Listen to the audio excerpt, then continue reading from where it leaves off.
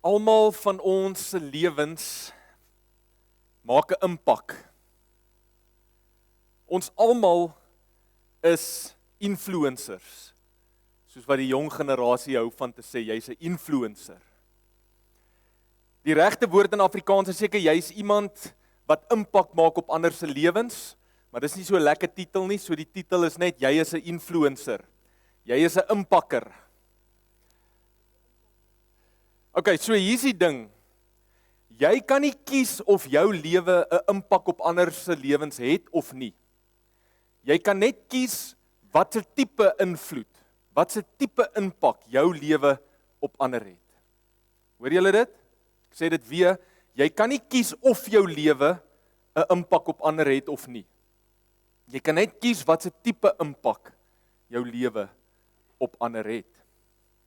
Jy moet verstaan dat jy gaan nie neutraal deur die lewe nie. Jy gaan nie in 'n bubbel deur die lewe asof jou lewe aan niks en niemand anders raak nie. Selfs al dink jy leef 'n afgesonderde lewe of jy leef heel op jou eie en jy het niks met niemand anders te doen nie.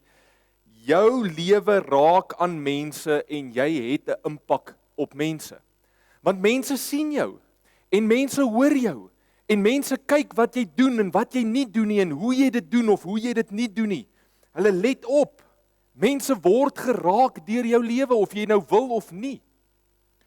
Hierdie impak kan gemeet word in 'n paar verskillende arenas of sirkels of sfere.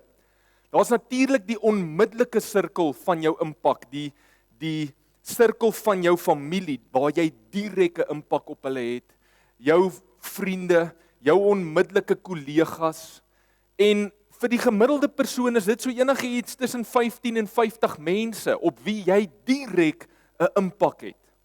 Dan is daar so die wyeer sirkel van gemeenskapsnetwerke en sosiale netwerke waarbinne jy beweeg. Almal van ons woon in 'n buurt, almal van ons het bure. Jy het 'n gemeenskap waarin jy leef. Jy's betrokke by skole, jy het 'n kerk. Dit is jou sosiale gemeenskap. Sommige van ons is aktief op sosiale media. Daar het jy jou lewe 'n impak. Ons is deel van sosiale organisasies, baie van julle gym. Jy is dalk deel van 'n boekleesklub, jy's deel van 'n draftklub. Daar het jy 'n invloed, 'n impak jou lewe. En vir die meeste mense, wetend of onwetend, is dit enigiets tussen 150 of op na 1000 mense toe op wie jou lewe in daai areas 'n impak het. Dan as jy enigsins 'n professionele persoon is en jy funksioneer as 'n professionele persoon in die samelewing, soos jy's 'n onderwyseres of 'n onderwyser, jy's 'n dokter, jy is 'n pastoor, jy's 'n besigheidseienaar, dan kan jou invloed op jou kliënte, jou leerlinge, daai mense in daai sfere strek ook tot oor 1000 mense. En dan is daar die ripple effek, sê hulle. Die effek wat jou lewe op mense se lewens het waarvan jy nie eers weet, met wie jy nooit te doen gaan hê nie. Jy gaan nooit in direkte kontak met hulle kom nie, maar jou lewe het 'n ripple effek, impak op hulle lewens. Kan mense wees wat deur jou lewe geïnspireer is. Hulle hoor die storie van jou lewe en hulle word geïnspireer deur jou lewe, maar jy gaan hulle nooit in jou lewe ontmoet nie. Dit kan mense wees wat baat by jou vrygewigheid, miskien aan 'n organisasie soos hierdie. Jy gee aan TD. TD maak 'n verskil in die dorp en in mense se lewens. Mense is dankbaar daarvoor, maar hulle gaan nooit met jou te doen hê nie, maar tog het dit wat jy gedoen het 'n impak. Jy het 'n invloed. So buite in die ander sirkels het jy nog hierdie ripple effek impak ook jou lewe. Die punt wat ek wil maak aan die begin is, jy moet besef dat jou lewe 'n impak maak op die om jou, direk of indirek. En dit is 10 baie groter en baie meer as wat jy dink. En as dit waar is, dan is die vraag, is ek en jy intentioneel oor die tipe impak wat ons maak op die mense om ons? Is ons intentioneel? Want as ons enigsins dit besef dat ons lewens hierdie impak maak en ons is influencers, dan gaan ek wil sê, maar ek wil dan hê my lewe moet die grootste moontlike goeie impak maak op die mense om my. Tensy jy definitief boos is. En jy sê ek wil hê my lewe moet 'n bose impak maak. Elkeen van ons is 'n influencer. En nou wil ek sê die belangrikste plek, die mees ewigdurendste tipe impak wat jy kan maak, is wanneer jy 'n impak op mense se lewens maak in en vir die koninkryk van God.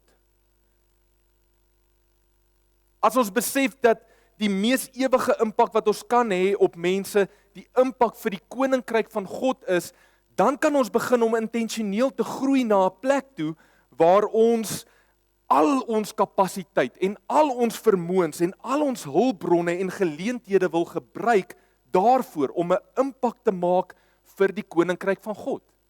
My werksplek wil ek nou gebruik vir dit, want dis waar ek die grootste impak maak.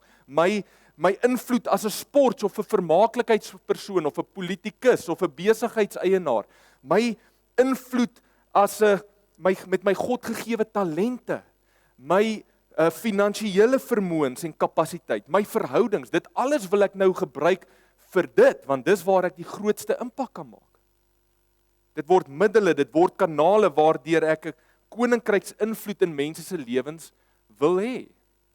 Want ek moet besef, een persoon wat ek help om dalk in verhouding met Jesus Christus in te tree, of wat ek dalk help om te groei in daardie reis, of wat ek help om dalk net 'n stappie nader aan daai punt te gee, is meer werd in die ewigheid as baie ander goeders wat ons op aarde dalk klassifiseer as impakryk.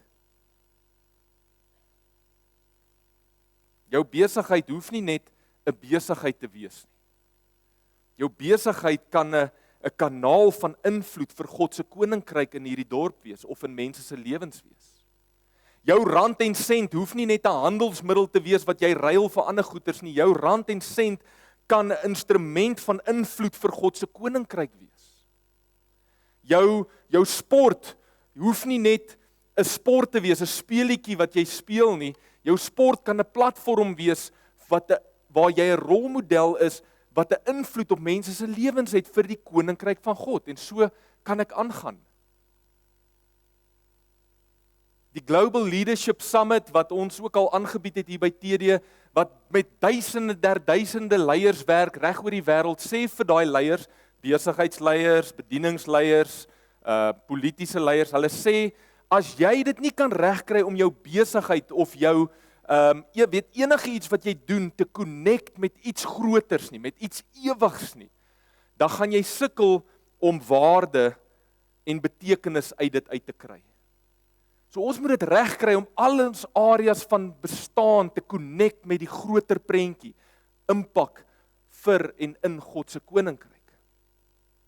Nou lees ons hierso in 1 Johannes 2 vers 12 tot 14, wat julle nou ook saam gelees het, dat daar 'n groeiproses waarin ek en jy is, en dit is 'n geestelike groeiproses, waar ons as Jesus volgelinge groei in ons geestelike volwassenheid. En soos wat ons groei in ons geestelike volwassenheid, groei ons in ons impak. Hoe meer volwasse jy is, hoe groter impak kan jy maak vir en in die koninkryk van God. En dit het niks met fisiese ouderdom te doen nie, dit het te doen met geestelike groei. Dit is 'n geestelike saak. So ek lees gou weer vir jou vers 12 tot 14, waar Johannes hier skryf. Hy sê, ek skryf vir julle liewe kinders, omdat julle sondes vergewe is in die naam van Jesus. Ek skryf vir julle vaders, omdat julle Jesus ken, wat van die begin af daar was. Ek skryf vir julle jong mense, omdat julle die bose oorwin het. Dan gaan hy weer, hy sê, ek het vir julle geskryf, kinders, omdat julle die Vader ken. Ek het vir julle geskryf, vaders, omdat julle Jesus ken, wat van die begin af daar was. Ek het vir julle geskryf, jong mense, omdat julle sterk is, en die woord van God in julle bly, en julle in die bose oorwin het. So in die koninkryk van God wil ons hê, dat jong gelowiges, kindergelowiges, jong kinders in die gees, moet groei na sterk jong manne in die gees. Dit het niks hier te doen met geslag nie, dit het te doen met die rol van 'n jong man in die gees. So vrouens, dames, jy moet ook groei van 'n kind na 'n jong man in die gees.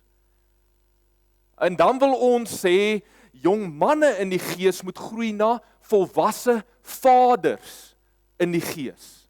Wie eens niks te doen met geslag nie, dames, julle groei, jy wil groei na 'n vader in die gees. Dis die rol wat jy inneem. So as ek die bruid van Christus kan wees, ek as man, dan kan jy, dame, 'n vader in die gees wees. Alright? Dit gaan oor rolle. Nou in die koninkryk van God is daar nie toeskouers nie. Jy moet dit besef. Daar's nie so iets soos 'n toeskouer nie. Daar's net geliefde seuns en dogters van God, van ons hemelse Vader wat groei in volwassenheid om ambassadeurs te wees wat influencers is vir Christus op hierdie aarde en in hierdie lewe. So jy moet vanoggend hoor dat daar vir jou as Jesus volgeling nie 'n opsie is nie. Dis nie opsioneel vir Jesus volgelinge of jy wil groei of nie. Of jy wil toeneem in 'n impak of nie. Dis nie opsioneel. Jesus het nie gesê, "Alraai, kom ons kyk, die wat nie wil groei nie, die wat nie eintlik 'n impak wil maak, jy wil maar net deur die lewe dryf en niemand pla nie. Julle staan die kant en die wat nou wel wil groei en wel 'n impak wil hê en julle staan die kant." Daar's nie so 'n kategorie in die Bybel nie. Jy gaan dit nie kry nie. Jesus het dit nooit geleer nie. Dit is nie opsioneel nie. Die vraag is nie of jy wil groei nie. Die vraag is jy intentioneel om te groei in 2025? Is jy opsioneel sodat jy 'n impak vir Jesus kan maak? Want as jy nie intentioneel is om te groei nie, dan gaan jy nie stil staan nie. Jy kan nie sê, ek like waar ek nou is. Ek wil nie verder groei nie, ek gaan net hier bly. Dit gebeur nie. As jy nie groei nie, gaan jy agteruit. Hoor julle? As jy nie groei nie, staan jy nie stil nie, jy gaan agteruit. Dit is hoe dit werk met natuurlike groei ook van ons liggame. As jy dink aan hoe jy groei in jou liggaam, jou fisiese liggaam, daar kom 'n tyd waar jy ophou groei in jou fisiese liggaam. Ek het so 'n bietjie gaan oplees, hulle sê ons liggame groei tot en met ons laat 20's. En dan begin hy geleidelik, eers baie stadig, agteruit gaan. In jou 30's begin ons metabolisme stadiger gaan en dan begin jy spiermassa verloor. Jou 40's en 50's gaan die beendigtheid agteruit as ook jou kardiovaskulêre stelsel. En dan vanaf die 60's versnel alles net afdraande totdat jy op die einde van die dag jou fisiese liggaam neerlê en jou tyd op aarde verby is. Jammer, ek wil jou nie depressief preek vanoggend nie, maar dit is die waarheid en jy hoef nie bang te wees daarvoor nie. Ons moet altyd onthou, ons tyd om 'n impak te maak op hierdie aarde is beperk. Natuurlik is daar goed soos gesond eet en oefening en so aan wat die proses stadiger maak. Dankie Here, toe ek nou die dag weer my Vitality Health check doen, toe sê ek's 2 jaar jonger as wat ek eintlik is. Volgens Vitality is ek 41. So daar's goed wat jy kan doen wat die ou verouderingsproses of die agteruitgaan proses stadiger maak vandat jy nou nie meer groei nie. Maar jy kan dit nie stop nie. Jy kan dit nie stop nie. Die punt is, sodra jy ophou groei, staan jy nie stil nie. Jy gaan agteruit. Met die fisiese liggaam is dit onafwendbaar, maar geestelik hoef dit nie so te wees nie. Dis die goeie nuus. Jy kan groei en groei en groei en groei vir ewig geestelik. Jy moet nooit ophou nie. Dis die punt. So my vraag aan jou weer eens vanoggend is, gaan jy intentioneel oor jou groei, jou geestelike groei wees in 2025? Dalk het jy gaan stil staan en jy kom agter, jy's besig om nou agteruit te gaan, geestelik. Miskien kom jy agter, jy's besig om spoed te verloor. jy die afgelope tyd spoed verloor wat jou groei aanbetref, dan wil ek jou vra om nou te begin, om energie in te stoot in jou geestelike groei, om dit te kanaliseer soontoe, sodat jy kan groei in Christus, kan bly groei in jou volwassenheid, sodat jou impak vir Christus en vir sy koninkryk kan toeneem. En jou lewe die maksimum impak kan hê, wat dit kan. Op daai direkte mense, jou sosiale netwerke, die ripple effek wat uitgaan, ons wil hê dit moet toeneem. Nou in elke fase lyk daai groei en daai impak so bietjie anders. Dis wat ons nou gelees het hierso in 1 Johannes. So hy skryf eers vir die kinders, die geestelike kinders, skryf hy in vers 12, hy sê ek skrywe vir julle, liewe kinders, omdat julle sondes vergewe is in die naam van Jesus. Ek het, en dan vers 14 sê hy weer, ek het vir julle geskrywe kinders, omdat julle die Vader ken. So as geestelike kinders wat weergebore is, ontdek ons passie en ons begeerte vir God. Ons ontdek ons nuwe identiteit in Christus en ons geniet daai intimiteit wat ons nou met God het.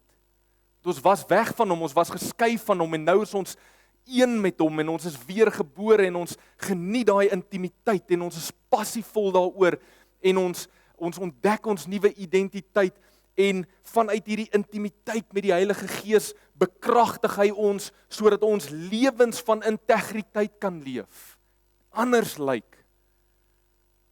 Matteus 6 vers 33 is baie belangrik in hierdie kindfase wat sê beywer julle vir die koninkryk van God en sy geregtigheid, dan sal hy julle ook al die ander dinge gee. So dis die uitnodiging vir die kinders. Dis 'n uitnodiging om Jesus as Here oor elke liewe aspek van jou lewe te stel. Om hom te erken as Here van elke aspek van jou lewe. Hy moet op die troon van jou lewe kom sit en jouself aan hom te onderwerp. En jy moet daai intimiteit met hom geniet. Jy moet tyd maak om daai intimiteit te geniet en te bewerkstellig. So spandeer jy tyd in aanbidding. Spandeer jy tyd met God. Dis krities belangrik in die kindfase. Spandeer jy tyd in sy woord om jou identiteit te ontdek en wat hy te sê het oor alles, elke aspek van die lewe. Jy moet dit doen, dit moet daar wees, vir altyd in die Nuwe Testament moet jy spandeer. Is dit vir jou 'n passie om jou nuwe lewe as deel van die geestelike familie uit te leef? Jy moet inskakel, jy moet deel wees, jy moet betrokke wees in die kerk. Soek jy God se wil in alle areas van jou lewe en het jy 'n passie om elke area van jou lewe aan hom te onderwerp? Dit is groeieienskappe wat in plek kom tydens die kindfase, heel aan die begin. En natuurlik bly dit in plek vorentoe, maar dit kom daar in plek en jy moet jouself daarin, Engelse woord is immerse, sodat jy kan groei vorentoe. En dit gaan maak dat jy 'n sekere invloed op die mense om jou begin hê. Selfs van kind af. Jy het nie eers 'n invloed as volwasse nie, jy begin dadelik 'n invloed hê. Mense om jou gaan begin sien, jy lewe nou anders. Jy was gister so, maar nou is jy so. Jy word nie meer dronk nie. Jy luister nie meer daardie musiek nie. Jy slaap nie meer rond nie. Jy doen anders besigheid. Jy's ewe skielik passievol oor 'n ding wat hulle noem 'n plakgroep. Jy's passievol om kerk toe te gaan op 'n Sondag. Hulle sien en hulle hoor jy's anders en onmiddellik het jy 'n impak op die mense om jou. Jesus is duidelik nou die Here van jou lewe. Maar jy wil nie daar bly nie. Jy wil nie daar stil staan nie. Jy wil groei na 'n geestelike jong man toe. Vir die geestelike jong manne sê Johannes, ek skrywe vir julle jong manne of jong mense, omdat julle die bose oorwin het Ek het vir julle geskrywe, jong mense, omdat julle sterk is en die woord van God in julle bly en julle die bose oorwin het. So as geestelike jong manne ontdek jy daai selfde geestelike passie wat Jesus vir die koninkryk van God op hierdie aarde gehad het, ontdek jy nou ook. En jy begin daai passie uitleef. Jy begin baie sterk die waardes en die prioriteite van God se koninkryk in jou omgewing uitleef. En jou omgewing begin jy belyn met die koninkryk van God. En dit gebeur veral deurdat jy sterker word in die woord. Jy word sterker in die woord as 'n jong man in die gees. En hier is Romeine 12 vers 2 belangrik. Dit sê, julle moenie aan hierdie sondige wêreld gelyk word nie, maar laat God julle verander deur julle denke te vernuwe, dan sal julle ook kan onderskei wat die wil van God is, wat vir hom goed en aanneemlik en volmaak is. So ons begin onderskei die fynere goedjies wat in lyn met God se wil is en wat nie. Ons begin die kultuur om ons challenge met God se koninkrykswaardes. Ons besluit dat dit is nie meer vir ons belangrik om in te pas by die kultuur van hierdie wêreld nie. Ons gaan dit challenge met die koninkrykswaardes van Jesus se koninkryk. Ons vernuwe ons denke met die waarheid van Christus en ons laat toe dat dit ons transformeer van binne af buitentoe. Wat God sê oor enige saak is vir ons belangriker, dra meer gewig vir ons as wat die wêreld sê daaroor. 'n Jong man in die gees beweeg verder as om net sy eie lewe met God te belyn. Dit was die kind. Die jong man beweeg verder. Die jong man begin God se agenda in die wêreld om hom onderskei en laat toe dat God deur hom transformasie bring aan sy gemeenskap. Soos ek gesê het, daai passie vir God se woord is hier ontsettend belangrik, dat jy dieper inklim in die woord en jy jou versterk in die woord. Want as ons die leuns van ons samelewing wil identifiseer en wil counter, moet ons sterk wees in die waarheid. Nou hoor ek baie keer as ek met mense praat, mense sal sê, ek ken nou nie eintlik die Bybel so goed nie, Corneille. Jy weet, ek het nou nie gaan swat nie, ek is nou nie so, ken nie die Bybel so great nie. Weet jy wat, my vriend, dit hoef nie so te wees nie. Dit hoef nie so te wees, dit is nie veronderstel om so te wees nie. Jy kan die Bybel net so goed soos ek ken. Jy kan die Bybel beter as ek ken. Ek beloof jou, ek ken nie die Bybel goed omdat ek teologie gaan swat het nie. Ek ken die Bybel so goed omdat ek elke jaar deur die Bybel lees. Partykeer meer as een keer. Jy kan dit ook doen. Elkeen van ons het die voorreg om 'n Bybel te hê. Jy het 'n Bybel op jou foon. As jy nie 'n Bybel het nie, kom praat met my, dan gee ek vir jou 'n Bybel verniet gratis. Ons reël dit vir jou. Ek vra jou as jong manne, as jy nog nie die Nuwe Testament deurgelees het nie, maak 'n punt daarvan om die Nuwe Testament hierdie jaar deur te lees. As jy dit al gedoen het, begin by die Ou Testament en lees die hele Bybel deur. Ons moet 'n sterk passie vir God se woord byvoeg wanneer ons as jong manne begin funksioneer. En so vergroot jou impak wat jy het vir God se koninkryk. En dan aan die Vader sê Johannes net eenvoudig en hy herhaal dit 2 keer. Ek skrywe vir julle vaders omdat julle Jesus ken wat van die begin af was. Hy sê julle ken Jesus. Vaders, julle ken Jesus. As vaders in die gees begin ons in die autoriteit van God se koninkryk funksioneer, want vaders is bereid om verantwoordelikheid te vat vir God se koninkryk. En hier is die sleutelwoord, verantwoordelikheid. Autoriteit loop saam met verantwoordelikheid. Hoor julle, jy kry nie net autoriteit sodat jy kan baas speel nie. Jy kry autoriteit want jy vat verantwoordelikheid. En dit gaan altyd saam met opoffering. Jy as ouer weet hoe werk dit. Jy het nie autoriteit oor jou kinders se lewe net omdat jy deelgeneem het aan die proses om die kind te maak nie. Jy kry autoriteit, jy kry die reg om inspraak te lewer, omdat jy verantwoordelikheid vat oor daai kind, en dit gaan gepaard met opoffering, altyd. Dit gaan nou nie meer oor jou nie, dit gaan nou oor daai kind. So geestelike vaders, in die gees word jy 'n geestelike ekoloog. Jy vat verantwoordelikheid vir ander. Vaders is bereid om gemak op te offer vir verantwoordelikheid oor ander in die kerk. Hulle help om omgewings en arenas te skep wat geestelike groei by ander aanhelp.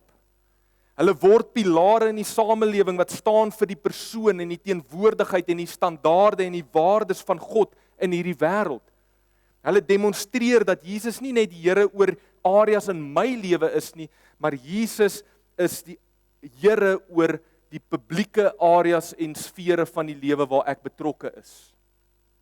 En so maak hulle 'n impak om te veroorsaak dat God se koninkryk kom, net soos in die hemel, so ook op aarde. Dis waar die vaders intree. Jy dink nie meer aan jou eie gemak nie, as jy 'n vader is nie. Jy dink aan die verryking van die ander, oor wie jy verantwoordelikheid vat. Jy dink aan die impak wat jou lewe op die lewens van ander het. Dis waar volgens jy jou besluite maak. Jy dink aan die vestiging van die koninkryk van jou hemelse Vader, wanneer jy besluite maak en optree. Geestelike vaders wil geestelike kinders verwek en hulle wil hulle help om te groei, om ook geestelike volwassenes te word. So, in 2025 vra ek vir jou, nou aan die begin van die jaar, met watse een van daai areas identifiseer jy op die stadium die meeste? Identifiseer jy op die stadium as kind, geestelike kind? Dis waar jy is. Dan wil ek jou vra om jouself daarin te grawe en gebruik te maak van dit wat ons vir jou gee by TD, rondom 'n passie vir Jesus, ons aanbidding, ons dienste, in te skakel, dit wat ons vir jou gee rondom die woord, ons kursusse en jou hand op te steek en te sê, ek wil gementor word, ek wil hê iemand moet met my 'n pad van disippelskap stap. Doen dit, steek jou hand op. As jy identifiseer met die geestelike jong manne, dan wil ek jou vra om in die woord in te klim, vat verantwoordelikheid. Is dit, en as jy sê jy's 'n vader, ek is reg, ek moet begin verantwoordelikheid vat, dit gaan nie meer oor my nie, dit gaan oor ander, dan vra ek jou om jou hand op te steek. Is dit dalk tyd vir jou om in 2025 verantwoordelikheid op te neem vir 'n saak van in God se koninkryk? Al kos dit jou ongemak, al kos dit jou opoffering. Ons voel ons as gemeente het die plafon van ons impak in hierdie dorp bereik. As dit kom en as dit afhang van wat ons as voltydse span kan doen. Maar ons het nog nie naby ons impak bereik as dit kom by almal van ons wat hulle hand opsteek en sê, ek gaan intentioneel wees oor my groei en intentioneel wees oor die impak wat ek maak vir God se koninkryk. So is dit dalk tyd vir jou om jou gemak een kant toe te skuif, jou hand op te steek en te sê, ek gaan hierdie jaar 'n STARS medewerker wees.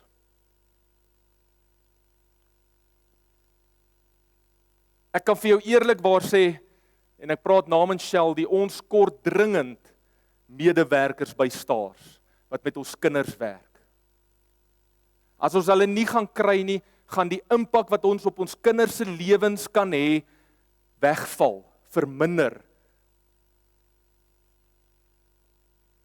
Wie gaan hulle hand opsteek en sê, ek is volwasse genoeg, om miskien 1 of 2 Sondae 'n maand, nie in die kerk te sit nie, maar daar te gaan werk, en 'n impak te hê op kinders se lewens. Moet jy dalk 'n plakgroep vestig en lei? sodat daar mense kan kom by mekaar kom in jou huis met wie jy 'n pad kan stap. Moet jy dalk 'n 1-tot-1 disippelskappad met 'n geestelike jong man of kind begin stap in 2025? Moet jy dalk betrokke wees met ons herdelike versorging inisiatief wat ons gaan uitrol? En ons gaan jou vra en ons gaan jou nog mooi verduidelik hoe hierdie goed gaan werk. Maar dan moet jy bereid wees om jou hand op te steek en dit te doen. Te sê ek is daar, ek gaan dit doen. Hier is die ding. Dit gaan nie net oor die impak wat jy verseker gaan maak op ander mense se lewens nie. En dat jy gaan voel, maar my lewe beteken iets. Jesus, ek maak 'n impak, my lewe betekenis. Dit gaan nie net daaroor nie. Dit gaan ook oor jou geestelike groei. Dit gaan oor jou groei, want as jy ophou groei, gaan jy agteruit. En jy wil nie dit hê nie. So ongeag in watter geestelike area van geestelike groei jy is, wees intentioneel om te groei hierdie jaar. Sodat jou impak, die impak wat jou lewe kan hê, kan groei in hierdie jaar. Neem saam met ons hierdie jaar die besluit dat ons as TD gaan soveel impak moontlik hê op al die sfere van ons lewens, van ons samelewing. So ek wil jou 'n oomblik gee om net daar waar jy sit, wil ek hê jy moet stil wees en jou oë toemaak. En ek wil hê jy moet nou vir die Here vra, Here, wys vir my waar ek dalk gaan stil staan het. Waar het ek spoed verloor? Wanneer dit kom by my geestelike groei. En Here, wys vir my waar ek kan groei. Wat moet ek doen om weer te begin groei? Waar moet ek my hand opsteek? Waar moet ek betrokke wees? Wat moet ek in my persoonlike lewe doen? Vra vir die Here net daar waar jy is. Want dit is anders vir elkeen van ons.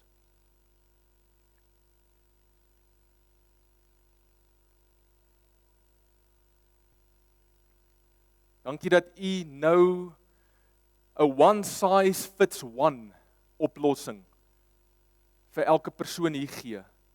Elke persoon wat kom en sê ek wil groei, ek het 'n passie vir groei. Ek wil intentioneel wees oor my groei, want ek wil 'n impak maak. Wys vir my, Here. Wys vir my wat moet ek los, wys vir my waarmee moet ek ophou, wys vir my waar moet ek energie herkanaliseer. Wys vir my wat moet ek begin doen.